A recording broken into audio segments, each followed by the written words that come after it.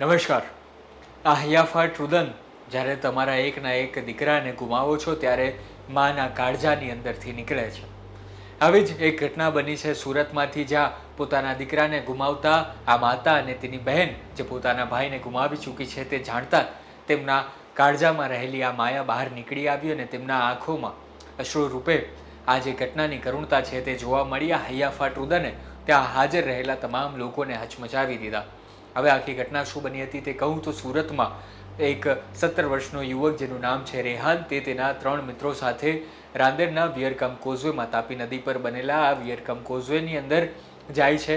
ગરમીનો માહોલ છે અને ત્યાં તેના મિત્રો પાણીમાં તરતા હોય છે અને તરતા તરતા રેહાન જે છે તે કોઝવેની વચ્ચે પહોંચી જાય છે અને ત્યાં વહેણ ખૂબ વધારે હતું ને તે પોતાને બચાવી ન શક્યો અને કાદવમાં ગરક થઈ જતા તેની સાથે આ હાલત થઈ હતી અને તેણે પોતાનો જીવ ગુમાવવો પડ્યો હતો. તેની સાથે તેના રહેલા જે મિત્રો હતા તેણે પણ તેમને બચાવવાની કોશિશ કરી, પણ અહીં આજે વહેણ એટલું વધારે હતું કે તેનું કામ ન લાગ્યા અને તેમણે તરત જ ફાયર વિભાગને કોલ કર્યો. જેવો ફોન મળતા ફાયર વિભાગ અને ત્યાંના જે માર્શલ અધિકારીઓ છે તે તમામ લોકો ત્યાં આવ્યા હતા અને 1.5 કલાક જેટલી જહેમત બાદ રેહાન અને તેની જે મૃતદેહ હતો તે પરિવારની સામે આ રીતે આવ્યો હતો, જેના કારણે આ કરુણ દ્રશ્યો સુરતના વિયરકમ કોઝવે પર જોવા મળ્યા હતા.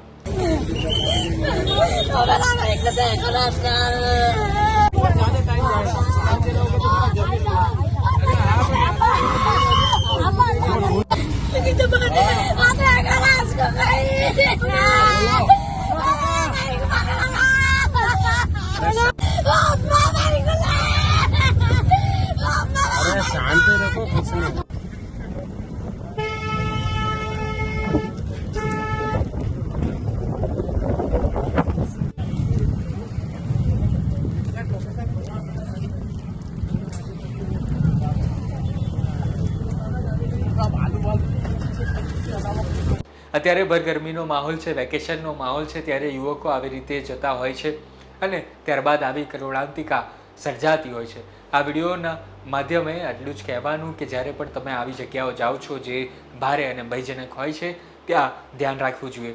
આએ દિન દર વર્ષે આવા કિસ્સાઓ સુરતના વિયરકમ કોઝવે પર જોવા મળતા હોય છે. થોડા સમય પહેલાં જ વડોદરાથી પણ આવો જ એક કિસ્સો સામે આવ્યો હતો, જ્યાં પોતાના પરિવારે પોતાના દીકરાને ખોયો હતો.